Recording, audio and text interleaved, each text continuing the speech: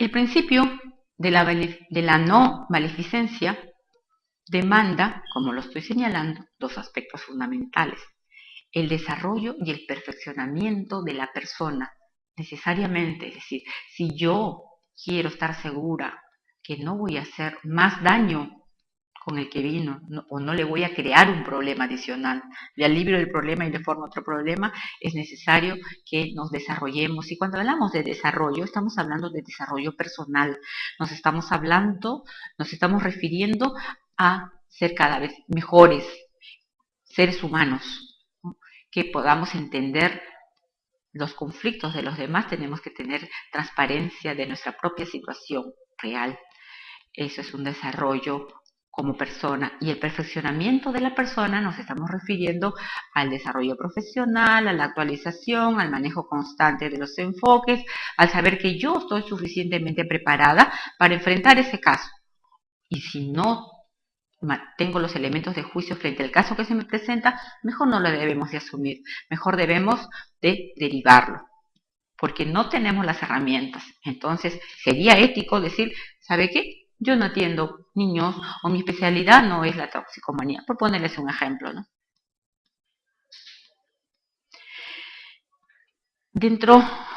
Sabemos que los seres humanos tienen el derecho a gobernarse y a dirigirse a sí mismos. Todos los seres humanos tenemos un derecho a la autonomía, ¿sí? Debemos ser capaces de tomar nuestras propias decisiones, sin presiones, sin coacciones, sin recibir influencias de los demás, porque ahí estaría atentando contra nuestra libertad.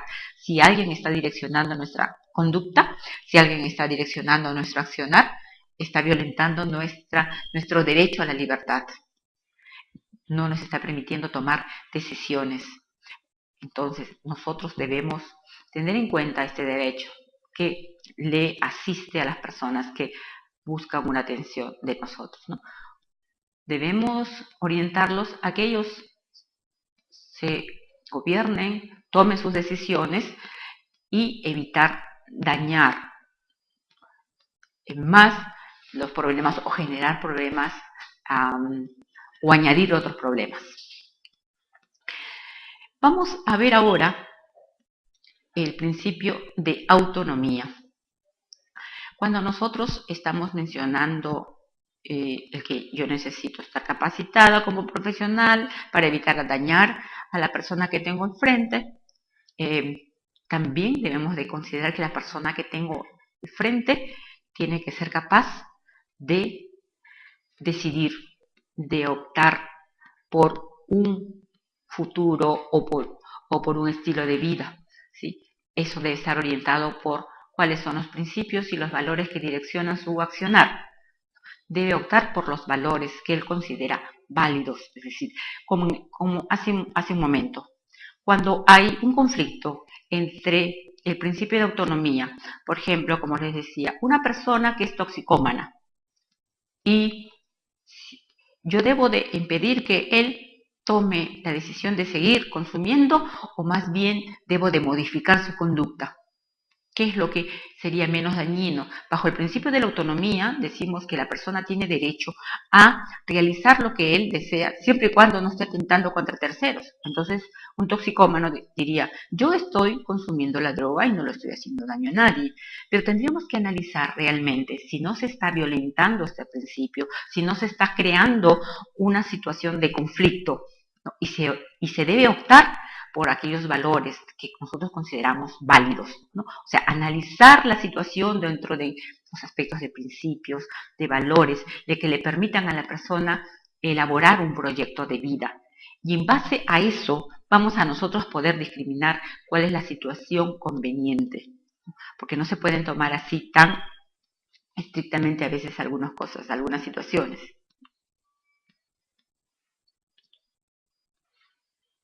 Entonces este principio, el principio de autonomía, va a derivar en ciertas obligaciones, ¿sí?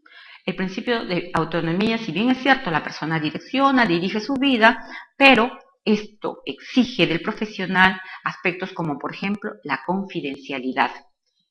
Es sumamente importante y necesario que garanticemos a aquella persona que tenemos al frente que lo que se habla en una sesión terapéutica queda en la sesión terapéutica, porque a veces uno se entera de situaciones son muy íntimas para la persona. Este principio o esta situación de confidencialidad puede romperse solo si está en peligro la vida de la persona, la vida de terceros o por un mandato judicial, no en otra situación. No puede romperse este principio, ¿no? Nosotros no podemos sacar a reducir.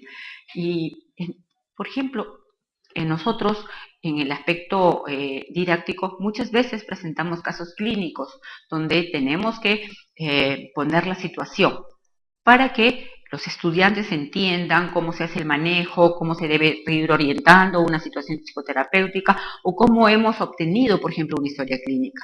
Pero a mí me interesa el manejo de la historia, a mí me interesa el manejo de la situación, no me interesa el nombre de la persona. Entonces, si se diera un caso, eso se omite. Y de más está decir, ¿no?, que un caso de esta naturaleza pues tendría que estar exento de fotografías, de videos, porque es confidencial. El principio de la autonomía también deriva en obligaciones como fidelidad con los compromisos adquiridos. Vale decir, si se estableció en el contrato terapéutico horario, fecha, tiempo en el que vamos a atenderlo, eso se tiene que mantener y le vamos a tener que respetar, ¿no?, esos compromisos. Va a haber un compromiso de ambas partes porque es una relación, la relación paciente y profesional. Entonces, ¿cuál es el compromiso de parte de cada uno de estos? Y es necesario que ambos cumplan el compromiso. Y con más razón, el profesional, porque él va a ir direccionando la actividad. Él es el modelo de lo que yo me comprometí a atenderlo en tal horario, en tal fecha, eso debe de darse, ¿no? O las técnicas que voy a realizar, o lo que yo me comprometo a brindarle. Por otro lado, este principio de la autonomía también es necesario darle de manera clara, de manera sincera y espontánea, con mucha puntualidad y de manera específica, la información necesaria. Cómo se va a desarrollar, qué pretendo lograr, en cuánto tiempo, cómo se va a ir dando el avance de las sesiones, qué es lo que nos proponemos. Usted me trae tal problema, bueno, ante este problema lo vamos a orientar de tal o cual forma, pero ¿para qué? Porque como él va a decidir, entonces yo le estoy dando los elementos, las herramientas necesarias para que él decida si toma o no toma la situación. Nosotros hemos dicho que el principio de autonomía le da al paciente la capacidad de que él decida de manera libre y sin presión, pero yo no puedo decidir sobre lo que no conozco. Entonces, para que la persona decida libremente, tiene que conocer todos esos aspectos que estamos señalando, hacerle saber a nuestro cliente, a nuestro paciente, a nuestra persona que está demandando la atención, que esto es como un secreto de confesión. O sea, esto solamente se está dando dentro del ámbito de la sesión terapéutica y que ahí queda. Si yo me comprometí a tantas sesiones, los compromisos de horario, de honorarios, de tiempo, después de cada cierto tiempo vamos a hacer tal actividad, una reevaluación, un replanteamiento, todo eso si está establecido, yo lo tengo que cumplir.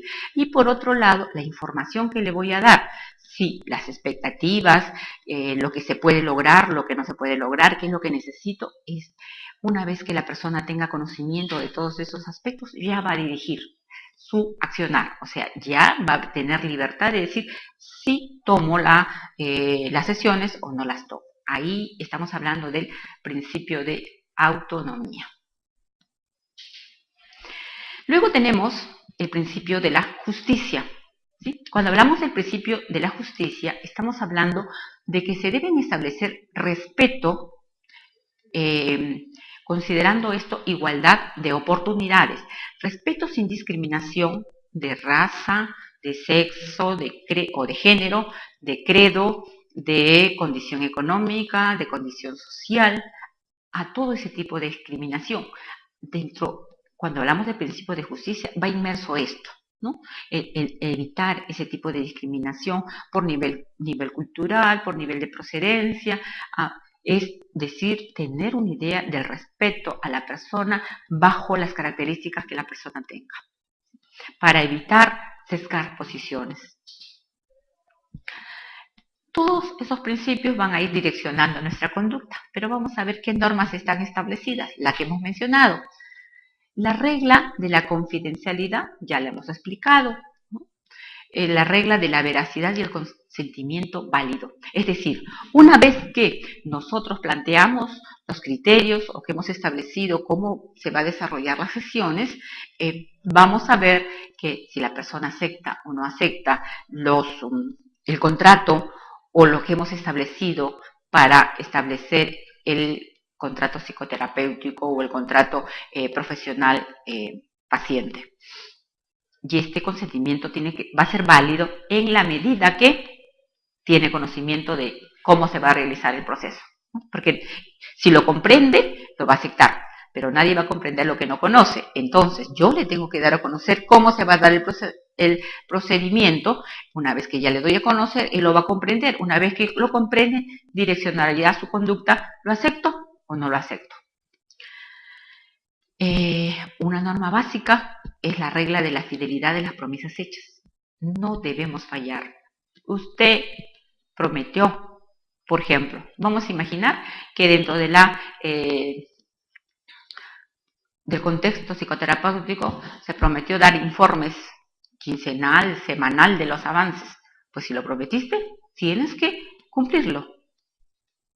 Eso es parte de las promesas hechas o aquella otra situación, cualquier otra situación que haya sido puesto de manifiesto.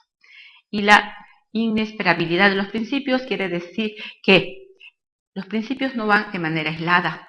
Tenemos que analizarlos dentro de un contexto, lo que sea, para poder entender los valores, las normas, el evitar hacer daño, ¿no? Eso se refiere la inseparabilidad de los principios.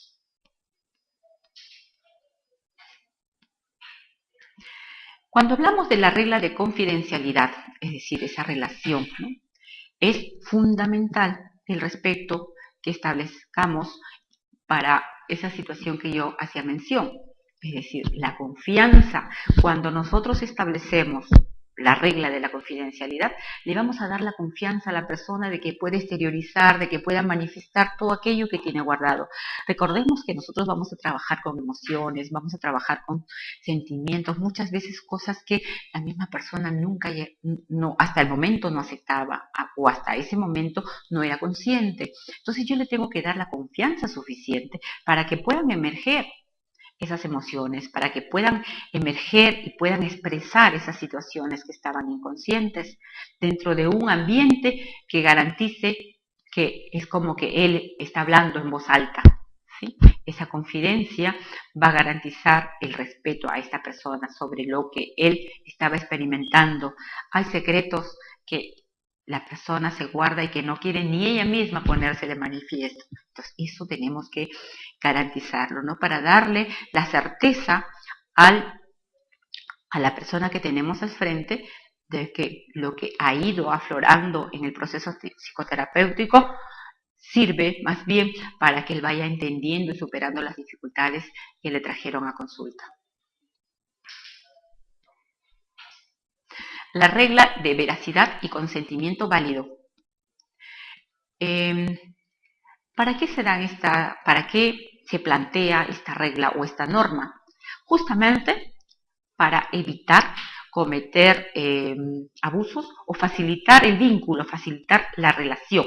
Es decir, yo le pongo de manifiesto, yo le pongo en autos de lo que se va a dar, yo le doy a conocer cómo se va a realizar el procedimiento y una vez que ya conoce, ya plantea, ya está planteado claramente cómo se va a dar la relación, entonces ya va a poder darse un consentimiento. Es válido porque tiene conocimiento de lo que va a hacer. Es decir, su decisión es consciente y es consciente porque ya conoce. Entonces, esto se sustenta en dos aspectos fundamentales, que la persona tiene derecho a disponer de sí misma.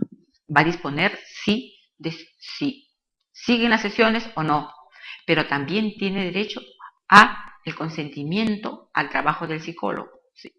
¿Me quedo a trabajar con usted o no me quedo? Es su decisión, es su derecho. Y este derecho se va a dar en tanto y cuanto yo conozca cómo estoy planteando la relación. Es decir, le vamos a ir dando a conocer cómo se va a establecer ese vínculo en la relación psicoterapéutica. Luego tenemos la regla de fidelidad de promesas hechas. Acá hay dos aspectos que tenemos que tener en cuenta. Cuando hablamos de la fidelidad de las promesas hechas, está enmarcado dentro del compromiso que el psicólogo debe marcarse dentro de lo ético. Es decir, no debemos comprometernos a algo que realmente no se va a cumplir. Es decir, a base de engaños, a base de falsedades. La ética no lo permite. Eso ya no sería lícito. Debemos de tratar de manifestar lo que realmente se va a dar. Y esta regla de fidelidad exige o demanda un compromiso de partes. ¿Y quiénes son esas partes del compromiso? Las personas que están estableciendo la relación psicoterapéutica, ¿no? Sea el cliente, sea un grupo, cuando vamos a hablar, por ejemplo, en una relación de una terapia familiar. Ahí no estaríamos hablando de una relación con una sola persona, ahí estamos hablando de un grupo familiar. Entonces, ¿cómo vamos a establecer los vínculos? En este caso tendríamos que dar los lineamientos a todos y cada uno de los miembros, y todos y cada uno de los miembros tienen que manifestar su clara voluntad de tomar la decisión, si sigue o no, o si comienza o no comienza. Y cuando hablábamos, para enfatizar más a ese aspecto de la inesperabilidad de los principios, sabemos nosotros que un principio es como un soporte, como una viga, como una columna que va a direccionar ese aspecto ético de las personas, es decir, nos enmarca. Todas las personas necesitamos normas que vayan direccionando nuestro quehacer. La ética surgió justamente para facilitar la convivencia social, para facilitar el desarrollo del ser humano. Cuando nosotros hablamos de los tres principios, estos actúan juntos, no pueden actuar de manera divorciada unos de otros, pero muchas veces tenemos que ver cuál de estos principios va a establecer una adecuada relación, cómo podemos nosotros vincular o articular, ¿no?, de manera armónica estos tres principios que hemos señalado, ¿no? La autonomía, el no hacer daño, el evitar dañar. Y teniendo en cuenta lo que hemos hablado de psicoética, ya hace un momento hemos señalado que es necesario para el ejercicio profesional contar con una formación, pero un profesional no solamente es aquella persona que maneja muchos conocimientos, muchas teorías, sino también es esa parte humana, esa parte personal, esa parte ética. Entonces, cuando hablamos de una virtud e ideales, estamos hablando que la ética no debe ser entendida como un conocimiento de normas y valores, sino como una aplicación de esas normas y valores, como un ejercicio diario, como un quehacer primero hacia mí, y eso lo voy a volcar en mi interrelación social y por ende en mi interrelación profesional. Es decir, que debe haber un hábito, una constante, ser una forma, un hábito de vida. Ese ejercicio ético, es decir, el respeto a las demás personas, yo lo tengo que hacer de manera continua en mi vida como ser humano, para que esto se prolongue en mis sesiones terapéuticas, porque esta es mi forma de ser, eso debe ser una virtud, ¿no? No solamente es necesario que manejemos muchas teorías, muchos enfoques, que estemos muy actualizados, que vayamos constantemente a congresos, que manejemos conferencias, que sepamos disertar, eso no solamente, ¿no? Si bien es cierto, es necesario, es uno de los bloques, pero otro bloque también fundamental es esa parte de persona, de ser humano, de saber lo que corresponde, de saber respetar al otro, eso debe ser una característica de la forma de vida del psicólogo. Y ¿qué es lo que se aspira? Pues se aspira a una moral de obligaciones y una moral de virtudes. Es decir, lo que a mí me corresponde, lo que yo tengo que hacer como ser humano, por mí y por el resto. Y la moral de los actos y las obligaciones. ¿Qué es lo lícito? ¿Qué es lo no lícito? ¿Qué es lo que corresponde? ¿Qué es lo que está enmarcado dentro de la norma? Pero es por convicción, no como algo coercitivo, sino como esa libertad, ese libre albedrío que yo decido lo que realmente me corresponde por ser un ser humano. Y un ser humano que está atendiendo a otro ser humano. Entonces necesita un crecimiento personal, un desarrollo personal entendido bajo un desarrollo en esquema de valores, de principios, de normas que direccionan su conducta. Y acá decimos entonces, la moral de virtudes se fija en lo que es decir, en ser virtuoso de manera intrínseca del sujeto, es decir, que haga de su comportamiento un quehacer constante de respeto de valores, ¿no? O que mi conducta esté enmarcada en unas líneas de la ética y los valores del ser humano. Muy bien, gracias. Nosotros debemos tener en cuenta este derecho que le asiste a las personas que buscan una atención de nosotros, ¿no? Debemos orientarlos a que ellos se gobiernen, tomen sus decisiones y evitar dañar más los problemas o generar problemas o añadir otros problemas. Estamos hablando de desarrollo personal, nos estamos refiriendo a ser cada vez mejores seres humanos, ¿no? Que podamos entender los conflictos de los demás, tenemos que tener transparencia de nuestra propia situación real. Eso es un desarrollo como persona, y el perfeccionamiento de la persona nos estamos refiriendo al desarrollo profesional, a la actualización, al manejo constante de los enfoques, al saber que yo estoy suficiente. El principio de la no maleficencia demanda, como lo estoy señalando, dos aspectos fundamentales: el desarrollo y el perfeccionamiento de la persona, necesariamente. Es decir, si yo quiero estar segura que no voy a hacer más daño con el que vino, o no le voy a crear un problema adicional, le alivio el problema y le formo otro problema, es necesario que nos desarrollemos. Y cuando hablamos de desarrollo, de mente preparada para enfrentar ese caso.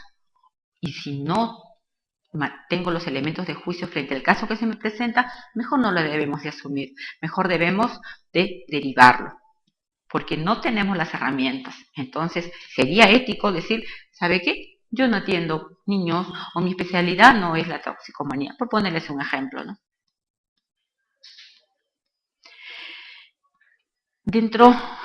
Sabemos que los seres humanos tienen el derecho a gobernarse y a dirigirse a sí mismos. Todos los seres humanos tenemos un derecho a la autonomía, ¿sí? Debemos ser capaces de tomar nuestras propias decisiones, sin presiones, sin coacciones, sin recibir influencias de los demás, porque ahí estaría atentando contra nuestra libertad. Si alguien está direccionando nuestra conducta, si alguien está direccionando nuestro accionar, está violentando nuestro derecho a la libertad. No nos está permitiendo tomar decisiones. Entonces,